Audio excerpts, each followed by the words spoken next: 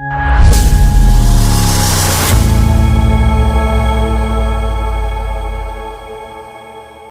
दोस्तों, साक्षात्कार एक अजीब विषय है क्योंकि इसमें जो लोग भाग लेते हैं, जो सफल होते हैं वो चले जाते हैं, जो लोग असफल हो जाते हैं वो यहीं रह जाते हैं और साक्षात्कार के बारे में सोचते रहते हैं। साक्षात्कार के बारे में हमें बताने वाले बहुत अच्छे संसाधन भी मार्केट में उपलब्ध नहीं हैं, किताबें भी हैं तो उनका स्तर या लेवल सीमित है। मुझे लगा कि इस विषय पर बात की जाए। मैंने MPPSC के 2 साक्षात्कार अटेंड किए हैं और दोनों में ही मेरी रैंकिंग ठीक ठाक रही। मैं साक्षात्कार के जो टॉप 5 स्टूडेंट्स हैं उनमें मेरा नाम दोनों बार शामिल रहा। मैं नेट भी क्वालिफाइड किया हूँ और दोनों बार इसी दौरान मेरा नेट भी पास हुआ। और जब साक्षात्कार मैंने दिया तो क्योंकि मेरा नेट भी था तो मुझसे काफ़ी कठिन सवाल भी पूछे। पहली बार जब मैंने साक्षात्कार फेस किया था उस समय मैं यंगस्टर था और फाइनल ईयर फेस कर रहा था, तो उस समय मुझसे काफ़ी फ्रेंडली होकर भी साक्षात्कार हुआ। तो साक्षात्कार का मुझे लगता है कि पर्याप्त उस अनुभव के आधार पर मुझे लगा कि एक बार सभी लोगों के बीच में इस विषय में बात की जाए। साक्षात्कार एक कला की तरह है जहाँ पर कि हम अपनी बात रखते हैं और ये जैसा कि डार्क होल है या कोई बड़ी भ्रांति है या कोई कठिनाई है, यदि ये कहना कि ये कोई बहुत बड़ी कठिनाई है या कोई भ्रांति की स्थिति है तो वो ठीक नहीं है। वास्तव में साक्षात्कार डार्क होल ना होकर और एक कला है जहाँ से आप इस चीज़ को यदि आप जानते हैं, जब कला है वो होती है जिसमें कि आप बेहतर होते हैं। यदि आप ये जानते हैं कि अच्छे नंबर कैसे लाए जा सकते हैं, आपके लिए साक्षात्कार कोई चैलेंज नहीं। साक्षात्कार को लेकर भ्रांतियाँ बहुत सारी, लोग कहते हैं कि क्या पूछ लेंगे, पता नहीं, हम लोग तो कुछ जानते नहीं हैं। कोई कहेगा कि बोर्ड का नज़रिया मेरे लिए अच्छा नहीं था। बोर्ड का नज़रिया आमतौर पे गांव के लोगों के लिए अच्छा नहीं होता, छोटे जिलों के लिए अच्छा नहीं होता है। साक्षात्कार में लोगों को डर रहता है कि पता नहीं मुझे देख के क्या सोचेंगे, मेरा कद छोटा है, मेरे हेयर स्टाइल ऐसी है, मेरा दांत टूट गया था। तरह तरह की अफवाहें हैं कि इस बार तो ये पूछा जा रहा है, इस बार उस पुस्तक से सारे सवाल आने वाले हैं। कई लोगों के मन में भ्रष्टाचार का है, जबकि मैं आपको बताऊं कि इस तरह की कोई स्थिति नहीं है। ये भारत की उन चुनिंदा परीक्षाओं में से है जो बिल्कुल पूरी निष्ठा और ईमानदारी के साथ आयोजित है। लेकिन लोगों को जो भ्रांतियां हैं उसी का निवारण करने के लिए हम लोगों ने एक क्लास की है कि दरअसल साक्षात्कार है क्या। साक्षात्कार आपकी कोई परीक्षा नहीं है, ना ही ये KBC है, ना कोई और ऐसा माध्यम जहाँ पे कि आपको फ्रिक्वेंटली क्वेश्चंस के आंसर देते चले जाना है। नहीं, ये एक संवाद है, ये एक दूसरे के साथ जुड़ने का है। और यदि आप इसको परिचर्चा के तौर पे, बातचीत के तौर पे लेंगे तो एक बेहतर वातावरण बनेगा। हम लोग बचपन से जानते हैं, जब हम लोग बहुत छोटे छोटे थे, घर में कोई मेहमान आता था तो हमारे मम्मी पापा हम लोगों को बुलाते थे और कहते थे, अरे आओ देखो हमारा बेटा आज पोएम सुनाएगा। जब वो पोएम सुनाता था तो जो आता था वो बड़ा ताली बजाता था, अप्रिशिएट करता था कि बहुत अच्छी बात है बेटा, बहुत बढ़िया, और क्या जानते हो, फिर कुछ और चीज़ें वो बता देते थे। तो बस समझ लीजिए कि साक्षात्कार एक उस तरह का इवेंट है कि यदि आप अपने अंदर के टैलेंट को लोगों के सामने रखते चले गए, अपने साक्षात्कार बोर्ड को समझाते चले गए, बताते चले गए, अपनी प्रतिभा का प्रदर्शन आप बेहतर ढंग से कर पाए, तो ये आपके चयन का माध्यम हो सकता है। साक्षात्कार कोई परीक्षा ना हो, एक संवाद है, ये एक टू वे कम्युनिकेशन है। यदि सामने वाला आपसे कुछ पूछ रहा है, आप उसका खुल के जवाब नहीं देंगे, आप एक एटमॉस्फेयर नहीं बनने देंगे, तो आप कभी बातचीत नहीं कर पाएंगे। हम लोगों ने देखा है जब हम कॉलेज में थे तो बहुत सारे दोस्तों के बीच घिरे रहते हुए कभी हमें डर का फीलिंग नहीं आता, डर का भाव हमारे मन में नहीं आता। कारण ये होता है कि हम आत्मविश्वास से भरे होते हैं, हम जानते हैं कि हमसे क्या पूछेगा, मुझसे क्या बात करने वाला है। ज़्यादा से ज़्यादा ये कहेगा कि यार ये मूवी रिलीज हुई है, वो थिएटर में ये लगा हुआ है, आज उस पार्क में चलें, ये करते हैं। तो उस लेवल का कॉन्फिडेंस लेके यदि हम लोग साक्षात्कार बोर्ड के सामने जाएंगे तो निश्चित रूप से हम लोग अपना क्षमताओं को बेहतर ढंग से प्रदर्शित कर पाएंगे। और इसके साथ ही हम ये भी कर पाएंगे कि हमें क्या करना है। और जैसा कि मैंने बताया, लोग साक्षात्कार को उतना महत्व नहीं देते, उससे बहुत लाइट में लेते हैं, हमें चलो दे आते हैं, देखा जाएगा क्या होता है क्या नहीं होता है। लेकिन वास्तव में ये रेस का अंतिम क्षण, आपने देखा होगा कि उसेन बोल्ट हमेशा रेस के अंतिम क्षणों में पूरी ताकत लगाता है, इसलिए वो वर्ल्ड का नंबर 1 धावक। PT ऊषा हो या मिल्खा सिंह हो, इन लोगों से यह रेस में जिन भी लोगों ने कभी किसी दौड़ में किसी प्रतियोगिता में भाग लिया है, जो ये जानते हैं कि आखिरी के समय की तेज़ी सबसे महत्वपूर्ण।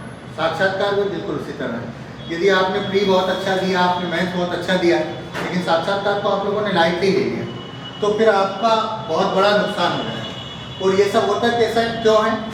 इसलिए नहीं कि हम साक्षात्कार को महत्व नहीं देना चाहते। इस सब के पीछे कहीं ना कहीं हमारे अंदर की जो आलसीपन, लेजीनेस, जो थकान है, वो हावी हम लोगों पे हो जाती है। और हम लोग सोचते हैं चलो ऐसा ही है, छोटा सा तो एग्जाम है, बातचीत करना कौन सी बड़ी बात है, देख के आ जाएंगे, देखा जाएगा, सब अच्छा होगा, सब बेहतर होगा।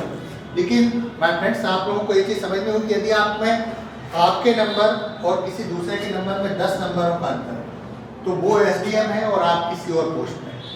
और यही अंतर यदि 20 अंकों का हो गया, तो ये समझ लीजिए कि आप नायब तहसीलदार हैं और सामने वाला SDM। और ये 20 अंकों का अंतर मिटाते मिटाते आपकी ज़िंदगी के 20 साल निकल जाएंगे, तब जाके कहीं आप SDM बन पाएंगे और उस अंतर को बराबर कर पाएंगे। इतना महत्वपूर्ण है साक्षात्कार। इसलिए इसमें अपने 100% आपको देना जरूरी है। प्री और मेंस के बाद ये आपकी एग्ज़ाम का अंतिम पड़ाव भी है, और ये पहला और अंतिम अवसर है। पहला इसलिए क्योंकि आप पहले से प्री और मेंस निकाल चुके हैं, लेकिन आखिरी इसलिए यदि आप यहाँ से मेरिट से बाहर हो तो आप पूरी तरह से एग्ज़ाम से बाहर चल जाएंगे और आपको एक बार फिर से अपने एग्ज़ाम के लिए प्रिपरेशन करनी पड़ेगी, फिर से एग्ज़ाम देने के लिए वापस आना पड़ेगा। साक्षात्कार के पहले, जैसे किसी बड़े इवेंट के पहले, सपोज हमें एवरेस्ट की चढ़ाई करनी है, तो हमें बहुत सारी तैयारियां करने की ज़रूरत है।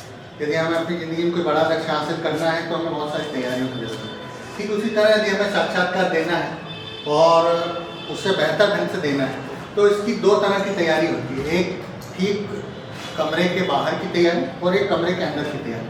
मैं इन दोनों विषयों पे आपको डिटेल में बताऊंगा, लेकिन आज की क्लास हमारी एक इंट्रोडक्टरी टाइप की क्लास है, तो इसमें एक सामान्य चर्चा हम लोग करेंगे कि हमें अंदर क्या करना चाहिए और बाहर क्या करना चाहिए। ये कुछ इंटरव्यू के की फैक्टर्स हैं जो मुझे लगता है कि सबसे ज़्यादा इम्पोर्टेंट है, और जिनको यदि हम लोग इन विषयों को अपनी ग्रिप में लेके चलें, उन पर पूरी तैयारी करके चलें, तो ये बात बिल्कुल तय है कि हम लोग साक्षात्कार में एक बेहतर विन विन पोजीशन में होंगे।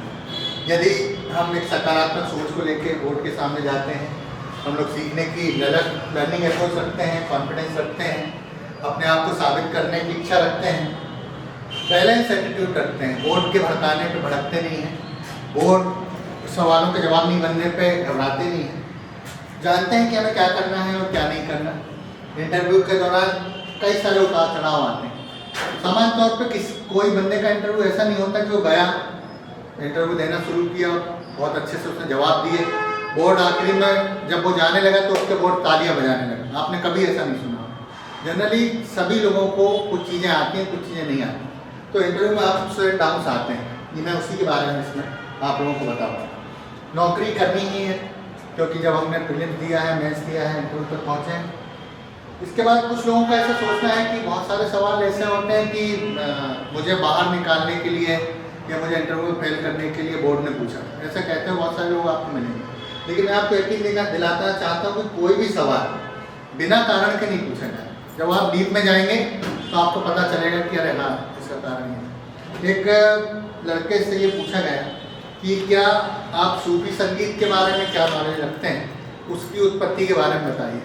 लड़का बहुत उदास हो गया, उसे लगा कि बोर्ड ने मुझे बाहर करने के लिए पूछा, लेकिन जब उसका DAF देखा गया तो उसने संगीत सुनना रुचि दिखा, और उसने अपनी संगीत सुनने की रुचि को क्लासीफाइड नहीं किया। तो संगीत है, वो चाहे सूफी हो, चाहे अरबी हो, चाहे हमारा शास्त्रीय संगीत हो, वो तो हज़ारों साल पुराना। तो यही मैं कह रहा हूँ, कोई भी सवाल बिना कारण के नहीं हो और रिजेक्शन बिना कारण के नहीं हो। बोर्ड आपको सेलेक्ट करने के लिए बैठा है, रिजेक्ट करने के लिए। तो इन सब चीज़ों पर ध्यान रखते हुए जब हम लोग आगे अपनी बात रखेंगे और आगे बढ़ेंगे, तो सबसे पहली चीज़ आपकी सकारात्मक सोच। जो आदमी पॉजिटिव सोच रखता है, पॉजिटिव चीज़ों को लेके चलता है और एक ढंग से बोर्ड के सामने जाता है और ये जानता है कि मैं सही हूँ, मुझे अपने आप को साबित करना है, मुझे अपनी क्षमताओं पर भरोसा है, तो बोर्ड को फेस करने और खुद में सुधार करके बेहतर बनने में ये चीज़ आपको मदद करेगी। मैं ये जानता हूँ और आप भी जानते हैं कि हमारा इंटरव्यू पूरी तरह से अच्छा नहीं जाएगा। हो सकता है कि हम बीच में कहीं लड़खड़ा जाएं, कई सारे सवालों के जवाब नहीं बने, कोई गलती हो जाए, पानी का ग्लास गिर जाए, आपके डॉक्यूमेंट्स नीचे गिर जाए, या कोई अदर फैक्टर हो सकता है, कई लोगों को पसीना बहने लगता है, घबराहट होने लगती है, चक्कर आ जाए, तो उस समय केवल आपकी पॉजिटिव थिंकिंग आपकी मदद करेगी। जैसा मैंने कहा कि गिरना बड़ी चीज़ है, गिरकर उठना और उठकर फिर से जीतना, ये सबसे बड़ी चीज़ है। और यही चीज़ जो है पॉजिटिव थिंकिंग आपकी इसमें मदद करती है। लर्निंग अप्रोच की बारे में मैं बहुत ज़्यादा इस पर जोर देना चाहूँगा। सीखने की ललक आप में होना चाहिए। यदि आप कोई चीज़ सीखना चाहते हैं तो आपके लिए चीज़ें ज़्यादा आसान होती हैं। जो आदमी सीखना बंद कर देता है वो आदमी ज़िंदगी में आगे बढ़ना बंद कर देता है। और मुझे तो लगता है कि वो आदमी ज़िंदगी में मरने की तरफ आगे बढ़ने लगता है। जिस आदमी ने अपनी लाइफ में सीखने को छोड़ दिया फिर उसकी ज़िंदगी में कुछ भी नहीं बचा। कई बार ऐसा होता है कि हम लोग बोर्ड के सवालों का जवाब नहीं दे पाते। मेरा पहले इंटरव्यू में मैं कुछ 7-8 सवालों का लगातार जवाब नहीं दे पाया।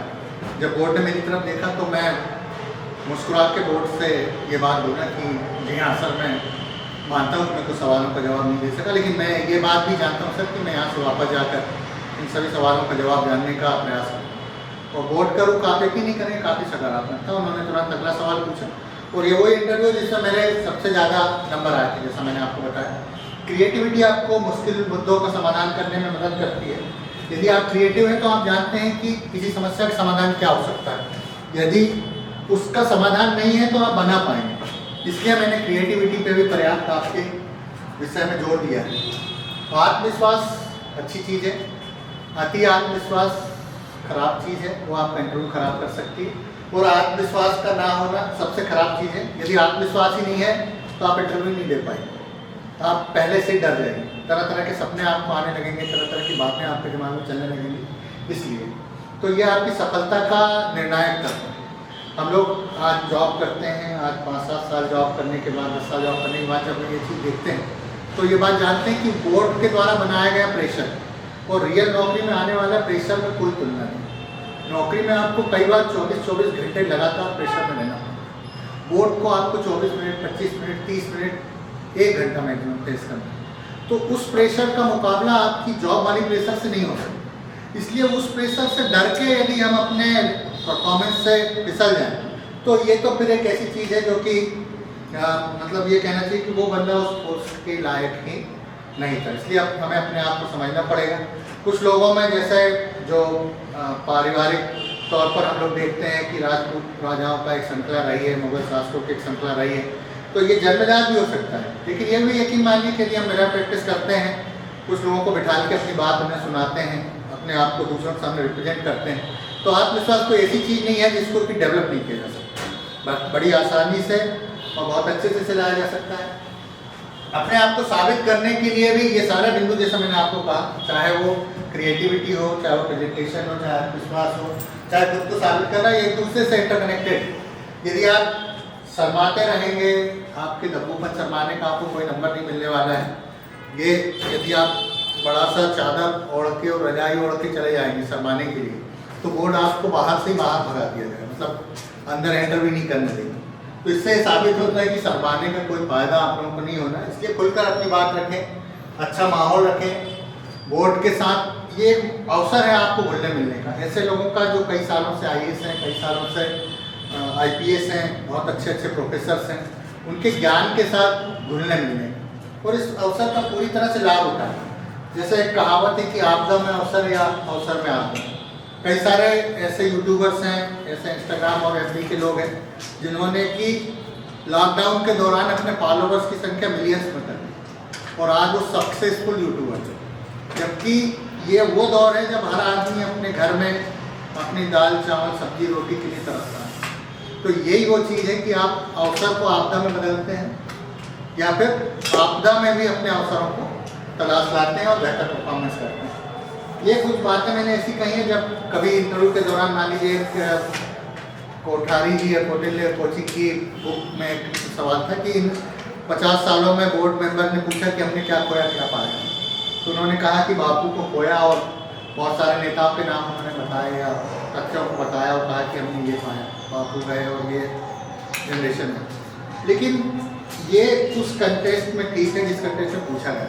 हमें ये समझना पड़ेगा कि सवाल किस तरह से पूछा गया। यदि उन्होंने कोई वो बोर्ड आपसे चाह रहा है कि आप कोई हंसी मजाक वाली बात कहें, कोई चुटकुला सुनाएं, कोई अच्छी बात कह दें, तो फिर हमें उस समय शर्माने का कोई मतलब नहीं। उस समय खुल के अपनी प्रतिभा दिखाइए, अपनी बात कहिए, और यदि कोई आप परफॉर्मेंस करना जानते हैं, सिंगिंग जानते हैं, आप में कोई नाटक करने का गुण है या कोई कला है, तो उसको रिप्रेजेंट करिए।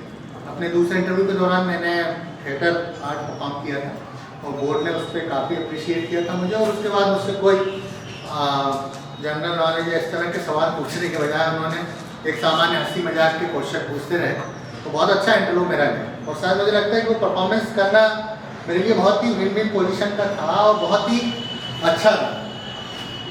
इसी चीज़ में मैं बताना चाहूँगा कि हमें पूरे साक्षात्कार के दौरान बैलेंस एटीट्यूड बना के रखना है। प्रशासन में अतिवाद नहीं चलता। अतिवाद का मतलब यह है कि कोई चीज़ की अति कर देना। एक हिंदी में कहावत भी है कि अति हर चीज़ की बुरी होती है। यदि आप किसी ऑफिस में हैं, आप एसडीएम हैं, बाहर 10 लोग आके आप कोई बहुत महत्वपूर्ण काम कर रहे हैं और 10 लोग आके बाहर नारे लगाने लगे कि ये जिंदाबाद, वो मुर्दाबाद, ये, तो आपके पास 50 लोगों का पुलिस बल है। यदि कोई ये कहे कि मैं सबको गोली से उड़ा दूँगा, तो एक अव्यवहारिक बात है। ये आपकी शक्तियों में हो सकता है, लेकिन ऐसी अति या ऐसे एक्सट्रीम डिसीजंस का प्रशासन में कोई मतलब नहीं। प्रशासन में आपको एक बैलेंस एटीट्यूड बना के चलना पड़ेगा। हो सकता है कि वो 10 लोग ऐसे हों जिनके परिवार के 50 लोग किसी दुर्घटना में मृत हो गए। जब आप उनकी बात सुने तो आप जाने कि वो आपसे ज़्यादा पीड़ित है, लेकिन यदि आप उन तथ्यों को सुनेंगे नहीं, समझेंगे नहीं, अपना अप्रोच बैलेंस नहीं रखेंगे, तो आप बोर्ड से नहीं जीत पाएंगे। यदि बोर्ड आपसे पूछता है कि गांधीवाद अच्छा है या समाजवाद, समाजवाद अच्छा है या लेनिनवाद, तो आपको एक संतुलित उत्तर देना पड़ेगा जिसमें आप दोनों की अच्छाइयाँ बुराइयाँ बताएं और फिर अपना नज़रिया बताएं कि मैं इस चीज़ को पसंद करता हूँ क्योंकि इसके पीछे कारण ये है। बोर्ड यदि ये कहता है कि नहीं हमें तो ये वाला वाद ठीक लगता है, तो आप ये कह सकते हैं कि हाँ वाद तो ये भी ठीक है या विचारधारा ये भी अच्छी है, लेकिन मैं इसको इसलिए नहीं पसंद करता क्योंकि मेरे तथ्य हैं। तो इस तरह से जब आप अपने हर बात पर तटस्थ और संतुलित नज़रिया रखते हैं तो बोर्ड ये जानता है कि आप एक समझदार और सुलझे किस्म के आदमी हैं। प्रशासन में ऐसे व्यक्ति की ज़रूरत है। प्रशासन एक ज़माने में जरूर अंग्रेजों का प्रशासन हुआ करता था जहाँ पे अंग्रेजों को सुनने वाला आदमी चाहिए। आज जनता की सुनने वाला व्यक्ति चाहिए और शासन प्रशासन की बात जनता तक पहुँचाने वाला व्यक्ति भी चाहिए। क्या करें क्या नहीं करें, बहुत सारे लोग इंटरव्यू की डेट आने के बाद भी प्री और मेंस में लगे रहते हैं, वो सब छोड़ें, तैयारी में जुट जाए। धीरे धीरे हमें अपने अंदर एक ऑफिसर को विकसित करना पड़ेगा। मैं यदि इंटरव्यू देने जाने वाला हूँ और मैं यदि शॉर्ट्स पहन के, टी शर्ट पहन के, चड्ढा पहन के मैं घूमता हूँ तो मेरे अंदर वो फीलिंग नहीं आएगी जो एक ऑफिसर में होती है। मुझे ड्रेसिंग टाइप के शर्ट, अच्छे कैजुअल वियर पहनने पड़ेंगे, शूज़ अच्छे फॉर्मल पहनने पड़ेंगे। मैं स्लीपर पहन के नहीं घूम सकता, मुझे एक अच्छी वॉच लेनी पड़ेगी, मुझे अच्छा चश्मा पहनना पड़ेगा, मुझे अच्छा पैर रखना पड़ेगा। मुझे इस बात पे ध्यान देना पड़ेगा कि मैं कैसे अपने आप को एक ऑफिसर के तौर पे बॉडी लैंग्वेज से कैसे रिप्रेजेंट करूँ, जिससे मेरे अंदर का आत्मविश्वास, जब तक मैं ये नहीं मानता कि मैं एक बेहतर ऑफिसर हूँ, मैं एक ऑफिसर बन सकता हूँ, तो दुनिया तो छोड़िए, फिर तो आपकी घरवाली, आपकी माता भी ये बात नहीं मानेगी कि आप एक ऑफिसर हो सकते। आप एक ऑफिसर तभी हो सकते हैं जब आपका अंतर्मन ये बात स्वीकार करता है। और ये कब स्वीकार करेगा? जब हम क्लीन सेव रहेंगे, जब हम अच्छी हेयर कट रखेंगे, जब हम लोग तैयार रहेंगे, हर तरह की परिस्थिति को फेस करने के लिए बोलचाल, आदत, भाषा, इन सब में सुधार करेंगे। तो ये उस अपने अंदर के अधिकारी विकसित करने की चीज़ है जो आपको बोर्ड के सामने जब आप जाएंगे तो आपको ऐसा नहीं लगेगा कि मैं कोई बनावटी बात कर रहा हूँ या कोई ऐसी चीज़ कर रहा हूँ जो मेरे अंदर नहीं है। इसके बाद कई सारे लोगों को ये सब चीज़ें नहीं होती जैसा मैंने आपको बताया। और ऐसी चीज़ें यदि इस दुनिया में होती या इस परीक्षा में होती तो यकीन मानिए फिर हमारा सिस्टम नहीं चलता। जो आज भारत एक ऐसा कंट्री है दक्षिण एशियाई देशों में, उसके पड़ोसी सारे देशों में डेमोक्रेसी खत्म हो चुकी है, लेकिन हिंदुस्तान में आज भी यदि लोकतंत्र जीवित है तो उसके पीछे कहीं ना कहीं यहाँ की बेहतर राजनीतिक व्यवस्था और उस राजनीतिक व्यवस्था के साथ में जुड़ी हुई जो अफसरों की एक पूरी टीम है, अफसरों की एक पूरी फौज है, जो हमारे यहाँ की ब्यूरोक्रेसी, उसका बहुत बड़ा इसमें योगदान है। कई लोग मॉक इंटरव्यू देने के बारे में, नंबर के बारे में पूछते हैं कितने दें, क्या दें, क्या नहीं दें। मेरा सोचना 3 से 5 7 इंटरव्यू पर्याप्त होते हैं, जहाँ कि आपको अपनी बात रखने का मौका मिलता है, अपनी गलतियों को सुधारने का मौका मिलता है और ये बताने में आप सफल होते हैं कि क्या आपकी अपेक्षाएं हैं, बोर्ड आप क्या गलती कर रहे हैं और आपको क्या सुधार करना है। इंटरव्यू हमारी ज़िंदगी की तरह है, जैसे हमारी ज़िंदगी में उतार चढ़ाव आते रहते हैं और हम सब चीज़ों को फेस करते चले जाते हैं। ठीक वैसे इंटरव्यू में भी उतार चढ़ाव आते हैं। कहते हैं जैसे कभी गाड़ी नाव पे, कभी नाव गाड़ी पर। तो उसी तरह की स्थिति, कभी बोर्ड आपसे बहुत ज़्यादा खुश हो सकता है, कभी बोर्ड आपकी बातों से थोड़ा सा नाराज़ हो सकता है। लेकिन बेहतर तरीका ये है कि यदि आपका इंटरव्यू किसी भी दिशा में जा रहा है, आखिरी के समय पर उसे अच्छा होना चाहिए। जैसे मैंने यहाँ लिखा भी, किसी का अच्छा ठीक इंटरव्यू शुरू हुआ, फिर अच्छा और श्रेष्ठ हुआ, खराब हुआ, औसत हुआ, लेकिन अच्छा खत्म हुआ, ये भी एक अच्छा इंटरव्यू माना जाए। अच्छा हुआ, खराब हुआ और फिर श्रेष्ठ की तरफ बढ़ा, अच्छा इंटरव्यू। ये फिर अच्छा खराब श्रेष्ठ लिखा हुआ, लेकिन इसमें लिखना था कि यदि श्रेष्ठ है, अच्छा है और खराब हुआ तो यकीन मानिए कि आपका इंटरव्यू खराब है। मतलब जब आप बोर्ड से बात करके बाहर निकलते हैं, मेरा ऐसा मानना है कि उस समय बोर्ड आपके बारे में जो धारणा बनाता है वो सबसे ज़्यादा महत्वपूर्ण है। बहुत सारे लोगों को इंटरव्यू में जाते समय गलतियाँ हो जाती हैं। हम जोर से गेट को छोड़ देते हैं, गेट की आवाज़ आती है, हमारे मन में लगता है कि थोड़ा सा गलत हो गया है। कई बार हम लोग ठीक से अभिवादन नहीं कर पाते, अंदर आ जाते हैं। कभी कभी पानी का गिलास हमारे हाथ से गिर जाता है, कभी हम बिना बोले बैठ जाते हैं। ये कुछ इस तरह की गलतियाँ जो सामान्य रूप से सभी के साथ होती हैं, लेकिन इस चीज़ को बोर्ड अपने दिमाग में नहीं रखता, परीक्षार्थी के दिमाग में सारी बातें होती हैं। तो हमें इन चीज़ों से बाहर निकलना चाहिए और जो गलतियाँ होने के बाद जब हमें अच्छा अवसर मिले तब हम अपनी उन गलतियों को उन अच्छे कामों से ढाकें।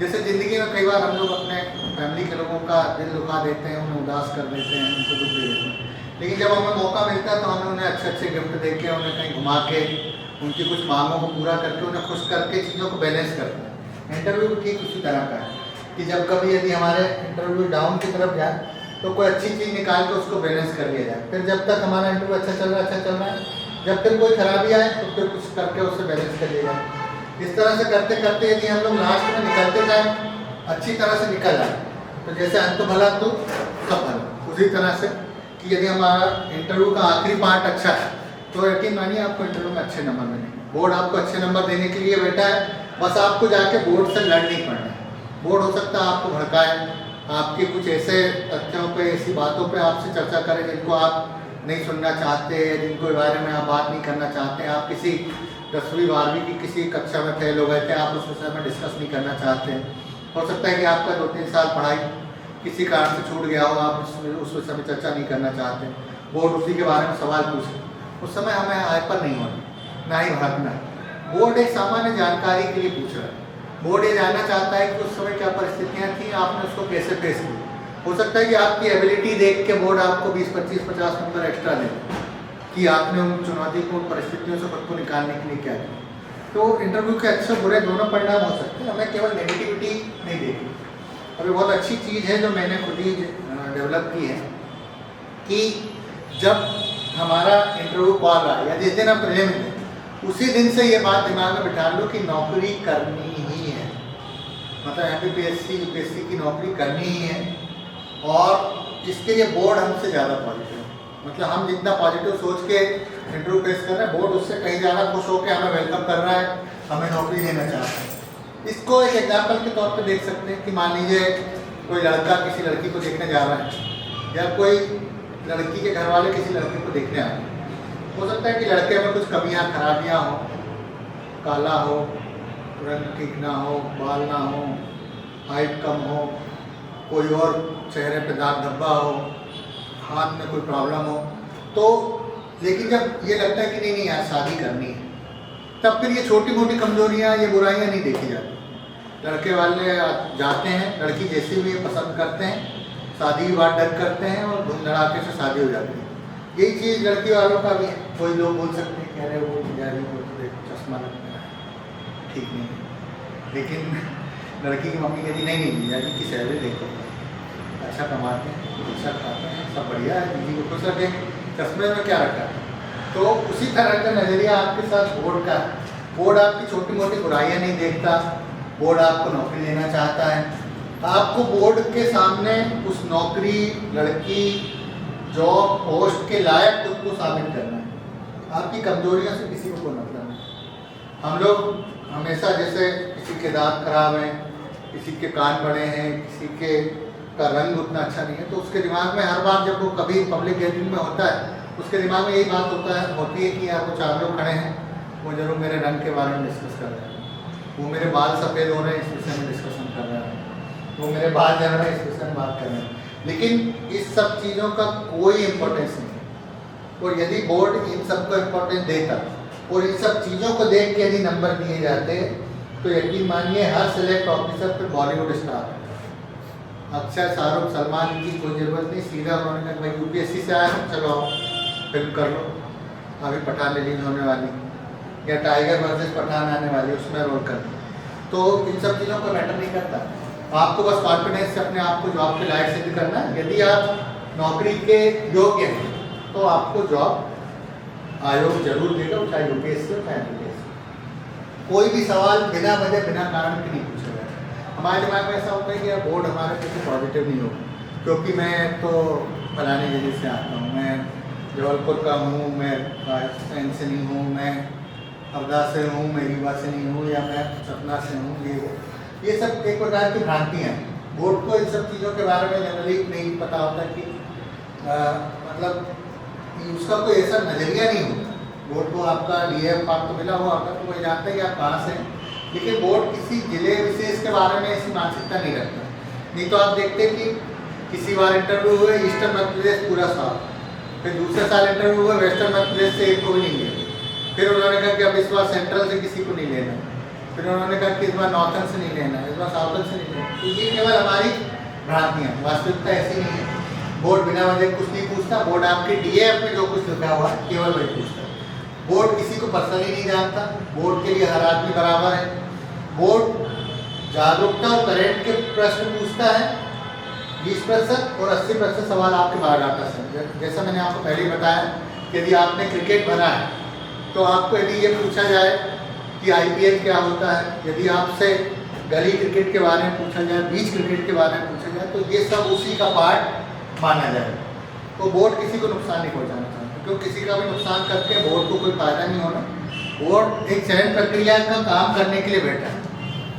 एक और जो दिमाग में चलता रहता है कि मुझे रिजेक्ट कर दिया क्योंकि मैंने उनके मन माफिक उत्तर नहीं दिया, या ये नहीं किया, वो नहीं किया, यही सब चीज़ें हैं। बिना कोई वजह के नुकसान नहीं होगा। बोर्ड के लिए सब समान है। बोर्ड सबसे एक तरह के सवाल पूछता है और सवाल महत्वपूर्ण नहीं है, सवाल से ज़्यादा महत्वपूर्ण जवाब है। आपसे कोई चीज़ पूछी गई, आपने कितना बेहतर उसका आंसर दिया, ये ज़्यादा मायने रखता है बजाय इसके कि आपने कितने सारे क्वेश्चंस के आंसर दिए। वरिष्ठ IAS IPS प्रोफेसर मनोवैज्ञानिक लोग इसमें होते हैं, तो वो आपसे कोई हल्की बात या ऐसी चीज़ें नहीं पूछेंगे और ना ही कोई प्रीजुडिस उनमें से होता है। एक उदाहरण के तौर पे जैसा हम लोग कहते हैं कि हमारा जानबूझ के बोलने से सवाल पूछे कि मुझसे नहीं बता। यदि मेडिकल और इंजीनियर का बैकग्राउंड रखने वाले लड़के से पूछा जाए कि होम साइंस क्या होता है या अकाउंट कैसे बनाते हैं बताओ, तो क्या वो जवाब दे पाएगा? इसी तरह आर्ट और कॉमर्स के किसी बच्चे से यदि कोई बहुत टफ लेवल का मैथमेटिक्स का कोई सवाल पूछ लिया जाए या बायो का कोई ऐसी चीज़ पूछ लिया जाए जो आपका GS का हिस्सा ना हो कि डीप बायो का सब्जेक्ट, इस चीज़ से वो लोग भी वाकिफ हैं। और यदि वो ऐसे सवाल पूछें तो कोई कैंडिडेट 4 सवालों में भी नहीं टिकेगा। सीधा है, पहला सवाल ये, दूसरा, तीसरा, चौथा, पाँचवा नहीं बने चलिए बाहर। लेकिन ऐसा नहीं होता। बोर्ड आपको बिठाता है, आपका नाम पूछता है, आपसे बाकी डिटेल लेता है, फिर आपकी रुचि के अनुरूप एक मौका देता है और फिर आपसे बातचीत करता है। मेरा कुल मिला के कहने का मतलब कि सहयोग करता है और सहयोग हर हाल में करता है। तो उसी का अनुरूप अपनी तैयारी करें। आखिर में जो इन सारी बातों का निष्कर्ष है वो ये कि पॉजिटिव माइंडसेट रखें, अपना 200% दें। जो भी हो रहा है, अच्छा इंटरव्यू जा रहा है, खराब जा रहा है, उसे एंजॉय करें। उसको लेके वहीं रोने लगे, वहीं टेंशन लेने लगे। बहुत सारे लोगों को मैंने देखा इंटरव्यू में ही रोना चालू कर दिया, बोर्ड के मेंबर उसे पानी पिला रहे हैं, ये कर रहे हैं। इससे पता चलता है कि आप अपनी जिम्मेदारियों को झेलने में सक्षम नहीं। यदि आप छोटे से बोर्ड के सामने 4 लोगों के सामने दबाव में आने पर इस तरह का काम करने लग जाते हैं, तो जब 10,000 लोगों की भीड़ को आपको समझा के वापस भेजना है, तो वहाँ तो आप रोना क्या, मतलब आप पूरे 25-50 लोगों को इकट्ठा करके रोना शुरू कर देंगे, तो इससे कोई फायदा नहीं होता। एक बात यह है कि आपके पास अभी जो कुछ है वो आपका है, होने के लिए कुछ नहीं। यदि आप अभी चपरासी भी हैं या आप अभी कोई बहुत अच्छी PSC की पोस्ट पे भी हैं, आप तृतीय श्रेणी में कोई कर्मचारी हैं, बाबू हैं, टीचर हैं, प्राइवेट में कोई मैनेजर हैं, इंजीनियर हैं, आपको खोने के लिए कुछ नहीं। MPPSC या UPSC ये नहीं बोलता कि आज के बाद तुम मैनेजर नहीं रहोगे, एक बार इंटरव्यू दे लो अब तुम मैनेजर नहीं रहो, ऐसा नहीं होता। जो आपके पास है वो आपका है, खोने के लिए कुछ नहीं है, पाने के लिए पूरी दुनिया है। यदि आप एक बार सेलेक्ट हो गए तो आपकी कई जनरेशन के लोगों के लिए आप एक मोटिवेशन रहेंगे और बहुत सारे लोग आपको जानेंगे। आपके शहर गांव क्षेत्र के ऐसे बहुत सारे लोग होंगे जो आपको देख के आगे बढ़ेंगे। ये कभी मत सोचें कि हम किसी से कमज़ोर हैं। कई बार बोर्ड में हमसे हमारे साथ में जो लोग जाते हैं, कोई बहुत सुंदर लड़का होता है, कई लड़कियाँ बहुत अच्छी होती हैं, तो दूसरी जो लड़कियाँ उतना खूबसूरत अपने आप को नहीं समझती, उनको लगता है कि यार मैं वैसी नहीं हूँ। जिन लड़कों की पर्सनालिटी थोड़ी कमज़ोर होती है, जब कोई अच्छा बॉडी बिल्डर लड़का इंटरव्यू देने जाता है तो एक डिप्रेशन सा आता है कि अरे यार इतना हैंडसम लड़का है तो। लेकिन जैसा मैंने कहा कि हम जो हैं अपने आप में अच्छे हैं, बेहतर हैं, बेस्ट हैं और हम जैसे भी सबसे अच्छे हैं। जब हमारे दिमाग में ये बात है और यदि हमने एक बोर्ड को दिखा दिया कि हम वही हैं जिसके लिए विज्ञापन निकला था, तो फिर यकीन मानिए आपको सिलेक्ट होने दुनिया की कोई ताकत, कोई कुव्वत आपको चयनित होने से नहीं रोकती। फिलहाल ये एक इंट्रोडक्टरी सेशन था, इसके बारे में डिटेल डिस्कशन हम लोग और भी करेंगे, जहाँ पे कि इंटरव्यू में होने वाले अंदर घुसने से लेके बाहर निकलने तक की चर्चाएँ और कुछ आपके सवाल भी होंगे वो हम लोग करेंगे। हम लोग क्योंकि हम लोग मतलब क्या, मैं अपने बारे में कहना चाहूँगा कि ये मेरे लिए भी पहला एक्सपीरियंस है जब मैं ऑनलाइन प्लेटफॉर्म पे इस तरह से आप लोगों को खासतौर पढ़ाई के संबंध में हूँ, तो कुछ गलतियों के लिए मैं क्षमा भी चाहता हूँ और साथ में ये भी कहना चाहता हूँ कि हम लोग कुछ तकनीकी कारणों से अभी ऑनलाइन नहीं आ पाए हैं, जल्दी हम लोग इसको ऑनलाइन भी शुरू करें। Thank you.